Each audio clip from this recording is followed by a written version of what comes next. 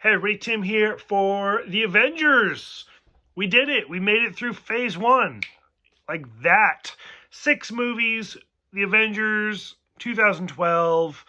So this is, granted, how do I say this? This is the end of phase one, but it's also kind of the start of phase two, just because it's directed by Joss Whedon, who was like the showrunner for the rest of the series, or for the rest of phase two.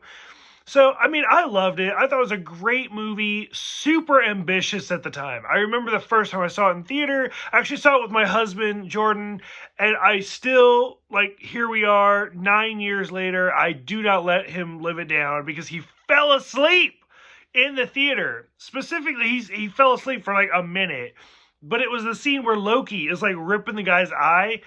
And yeah, we'll talk about seeing a movie, and I'm like, just don't fall asleep. And he's like, it was one fucking time. And I was like, yeah, it doesn't matter. So overall, absolutely loved it. I think it was great.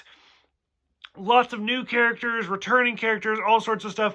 I remember the big discussion when this movie came out was how do you balance that many characters all at one time? How do you juggle that? And they did it. They did a really, really good job of keeping everything together, keeping it all going. Probably a lot of the scenes that stand out to me are where they actually refer to Agent Barton as the Hawk instead of Hawkeye. So still, it's a lot of fun. I really liked it. We see Mark Ruffalo for the first time as Bruce Banner taking over for Edward Norton. Honestly, I'll admit, when this movie first came out, I was like, they should have kept Edward Norton, because I was high and mighty, and I was like, that's who they casted. They knew what they were getting themselves into with him being a difficult actor, but Mark Ruffalo is really good. He's really, really talented, and here we are 9 years later, so it's easy to be like, they should have always gone with him. But he's fantastic in all of his scenes. Especially it's been more than a year without an incident. Very little reference is actually made to his movies. In fact, the only big reference is where he talks about, I wanted to kill myself, so I tried to eat a bullet, and the other guy spat it out. That's actually a deleted scene. If you have the DVD or the Blu-ray of The Incredible Hulk with Edward Norton trying to kill himself in Antarctica, and in that same scene, you get to see a little bit of the Captain America shield. So it was supposed to be a continuation, but they cut it. So I thought that was great. Their first fight together, as I mentioned in some other videos, I'm a big fan of foreshadow if it's done right. And this movie is really good at it. The first encounter of Thor, Captain America, and Iron Man is fantastic with foreshadow. AKA Thor powering up Iron Man by accident, Thor hitting Captain America's shield, stuff like that is really, really well done, because it's all stuff that we see later on. Coulson dying is heartbreaking, but it's a Joss Whedon movie. You don't watch Joss Whedon and not expect characters to die.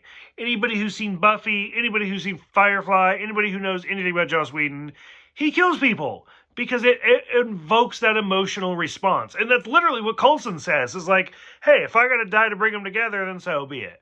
So it was really powerful, and it was really great. Really sad to see Clark Gregg pass away, but still, didn't last. He gets his own show out of it, so whatever. One of the big things about this movie that people like to point out, contrasting to the DC movies, is the whole scene where Captain America's get people off the streets, get them in the subway, put up barriers up to this street, because the Avengers literally go out of their way just to save people. That's all they're doing, is they're trying to save people. Whereas you watch the DC movies, and all they do is destroy buildings and kill people. So it is what it is. I'm sure so many people are like, what? And they're angrily typing. But it is what it is.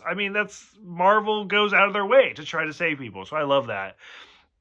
They also include a lot of the flaws, like Hawkeye running out of the arrows, which so many people, you watch cartoons and stuff, they're like, how is he Legolas and never runs out of arrows? But the scene where he goes to reach and he's done, it was fantastic. It's really, really good.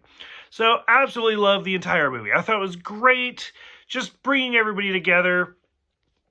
The final credit scene is funny, mostly because at the time, they had filmed it afterwards, and Chris Evans had already grown a beard because I think he was doing Snowpiercer.